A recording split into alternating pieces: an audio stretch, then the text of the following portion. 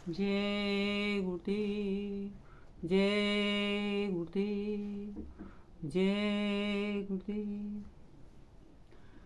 जैसे संपत्ति कमाना आसान है पर उसे संभाल पाना बहुत ही मुश्किल है, उसी प्रकार साधक को साधना करना आसान है पर उसे संभाल पाना बड़ा ही मुश्किल है। आप अपने जीवन में जब कोई उपलब्धि प्राप्त कर लेते हो तो उससे आपके अंदर अहंकार आ जाता है।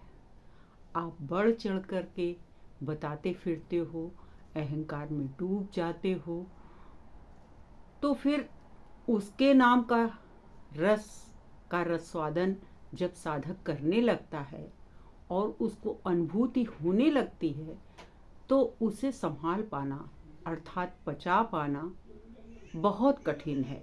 वो अनमोल हीरा है जिसे पाकर साधक की स्थिति बड़ी उत्साहपूर्ण हो जाती है। वो बेचैन हो उठता है कहने के लिए, आखिर वो अनंत सुख है।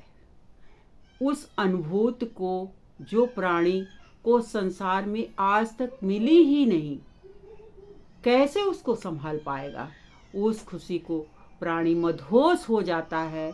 कोई नाचता है, कोई गाता है, कोई तन मन की सुध ही भूल जाता है। ऐसे ही हैं उस भगवान की भक्ति का रस। साधक की इस स्थिति को साधक ही समझ सकता है। संसार क्या समझेगा। संसार उसे या तो पागल कहेगा या कहेगा कि ये नाटक कर रहा है। भाई, संसार से मुख मोड़कर किसी किसी को प्रभु के चरणों में आसक्ति होती है। आसान नहीं है ये। उस अमर प्रेम को संसार कैसे जानेगा। ये तो वही जानेगा जिसने उस भक्ति रस को पिया है, उस अनुभूति को महसूस किया है। उस अमूल्य क्षण में गोस्वामी जी जैसा साधक गाता है, अब लो न सानी अब नान से हूँ, राम कृपा भौनि सासिरानी, जाके फिर ना डसे हो, अब लो न सानी अब नान से हूँ। मीरा जैसी साधिका एक तारा लेकर नाच उठती है, पायो जी मैंने राम रतन धन पायो। ये हमारे महान आत्माओं के अंतर हृदय की वाणी प्रस्फुटित हो रही है, जिसमें वो मदमस्त होकर के और उस प्रभु का गुणगान अपने अपने तरीके से करते हैं। ये वही स्थिति है जब एक साधक अपनी साधना में उच्च शिखर पर पहुंचता है, तब उसके इसी तरीके के भाव होते हैं। पूर्ण समर्पण दृष्टिगोचर होता है उनके भावों में। कैसे समझेंगे हम और आप उनके आत्मग्राही भावों को।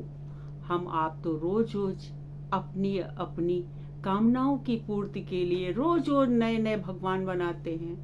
आज इस मंदिर गए, कल उस बाबा के पास गए, परसों ये पूजा व्रत किया, वो तांत्रिक क्रिया की। कैसे समझेंगे उन महान संतों के आत्मबल से भरी उस अमरवाणी को। मैंने पहले भी आपसे कहा है, मत भटको, समर्पित हो जाओ किसी एक के प्रति। पूर्ण समर्पण आपको पहुंचा देगा उस तक। वो हर जगह बाहें पसार के खड़ा है, हम ही भूल गए हैं उसे। अरे, उसके हाथों से बनाई ये मानव देह जिसमें उसे पाने की युक्ति छिपी हुई है, हमने ही आपने उस युक्ति को भुला करके आडंबर युक्त बना दिया। अरे प्रकृति से ही सीखो कैसे पूर्ण निष्ठा के साथ अपना कार्य किए जा रही है। समय पर डोलते हैं, समय पे कार्य किए जा रहे हैं, समय पर फलते हैं, फूलते हैं, समान रूप से वो सबके लिए उपस्थित रहते हैं। वो नहीं देखते कि उनकी छाया में अमीर बैठा है कि गरीब बैठा है, किस जाति का है। वो समान रूप से अपनी छाया सबको देता है, क्योंकि वो प्रभु आश्रित हैं।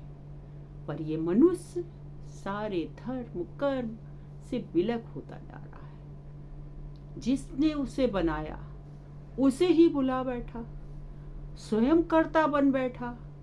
और जब ये मनुष्य स्वयं कर्ता बन जाता है कि जो कर रहा हूं मैं ही कर रहा हूं, तब ऊपर बैठा वो प्रभु भी एक दर्शक की भांति उनके इन कर्मों को देखता रहता है कि चलो भाई, अब जब तुम कर्ता बन गए हो तो चलो कहां तक चलोगे।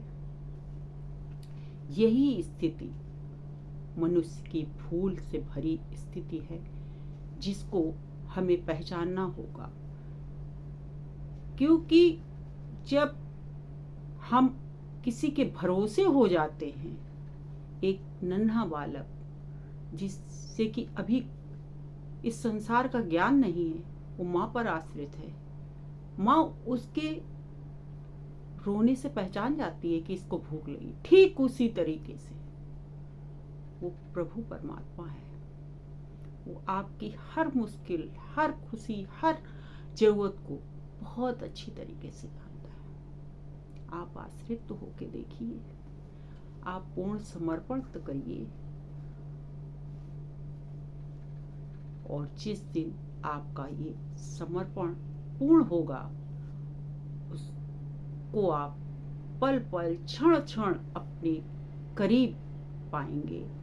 और इसका पूर्ण आभास साधक को हर वक्त होता है, क्योंकि जब वो करीब रहता है साधक के, तो साधक के किसी कर्म को बिगड़